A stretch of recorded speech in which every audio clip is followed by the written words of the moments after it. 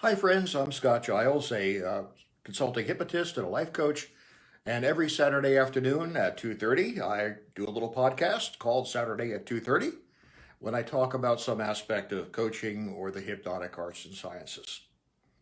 Today, I want to talk about changing people around you. And I'm going to start with a quotation from a writer I enjoy, Joshua Milliburn, who writes a blog called The Minimalists.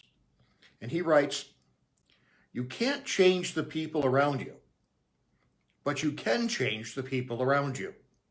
That sounds contradictory, but it's not, because what he means, you can't change the people around you. People don't change their personality or behavior to suit other people. You have to basically be willing to accept people where they are and for who they are. But you can change the people around you. That is, you can selectively choose to surround yourself with different people that are a better fit and perhaps less toxic, more encouraging, better for you, serve your life goals better. So that's what I want to talk about. So let's talk about first changing people or how people change. Can people change? Can we change ourselves? Obviously. We get older. We have different experiences. We choose to soften some traits and harden others on the basis of what seems to work. But my theory has always been that inside there is a core of our deep personality traits, and these don't change. For example, I have always been something of a badass. That is, a person that's sometimes called authority counter dependent. I don't take crap, I am direct, and people treat me with respect or they get a response from me for failing to do that. Now, when I was young, I displayed that trait by riding a motorcycle and fighting with knives. I don't do that anymore, but I do drive a sports car, and I did go become a multiple black belt. So I'm still a badass. I'm just a different kind of badass. And what I discovered is that that is a core trait for me, authority counter dependence. There's the wonderful serenity prayer by Protestant theologian Reinhold Niebuhr. God grant me the serenity to accept the things I cannot change, the courage to change the things I can, and the wisdom to know the difference. And we need that about ourselves too. We need to understand what part of our personal display we can change if we want to and have courage, and what part of our personality we can't change because it is, in fact, core.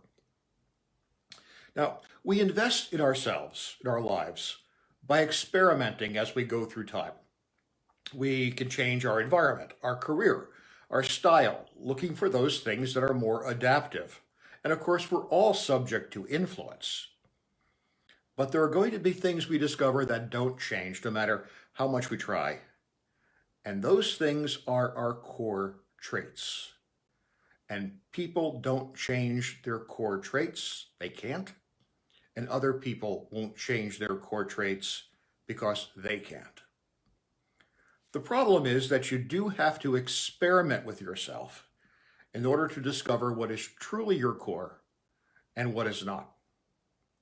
I found I could change my career. I started as a chef, then a parish minister, then a community minister and hypnotist.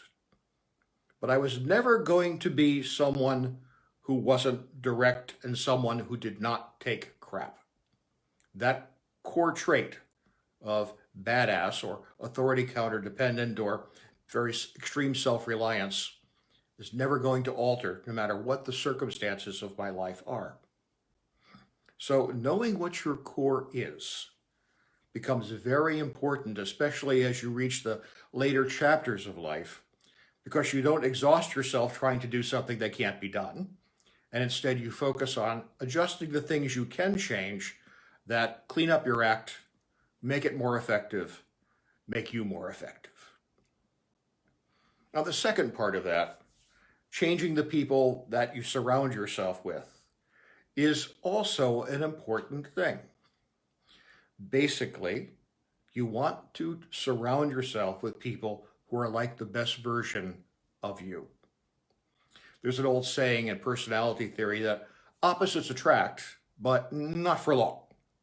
And that's because if you have a lot of difference between yourself and another person, that might be stimulating at first, but eventually it keeps you so psychologically busy that you can't really relax into the relationship. Similarity is what produces a lasting connection. So, what do we do with that? Well, first, proximity. Um, my late colleague, Robert Schuller, Reverend Dr. Robert Schuller of Garden Grove Community Church, used to ask, what do you have to do first if you want to trap an elephant? And the answer is, you have to go where there are elephants. So if you want to surround yourself with people who are like the best version of yourself, the first thing you need to do is to get into proximity with people who are like the best version of yourself. For example, I'm a huge science fiction fan ever since I was a boy. So a science fiction book club would be a place to find people who are compatible.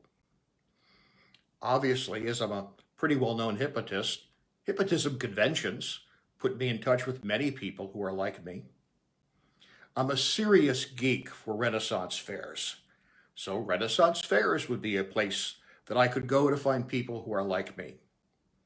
I'm a serious foodie from my years as a chef. So fine dining clubs would be a compatible proximity. And of course, as a martial artist, a dojo. People who are similar to us are more likely to view us positively, and therefore it's enhancing to be around such people. So that's the first tip. Go where there are elephants. Go where there are people who are like the best version of yourself. The second tip, know your own downside. Know what you're good at and know what you're not good at.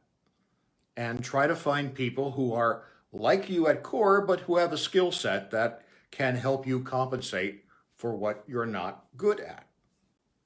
For example, my wife, the Reverend Dr. Lindsay Bates, and I are very similar. We have been together more than 40 years. In our Myers-Briggs type, we have only one letter difference. We are both introverts, we're both intuitive, and we're both judging types. But Lindsay can't cook. I mean, she's really bad. So what she did is she made sure the partner she recruited is someone who not only could cook, but actively enjoys it. And so that creates something in her world that's beneficial to her, yet still retaining the similarity that she and I share, which is why it's been such a comfortable and good relationship for so many decades.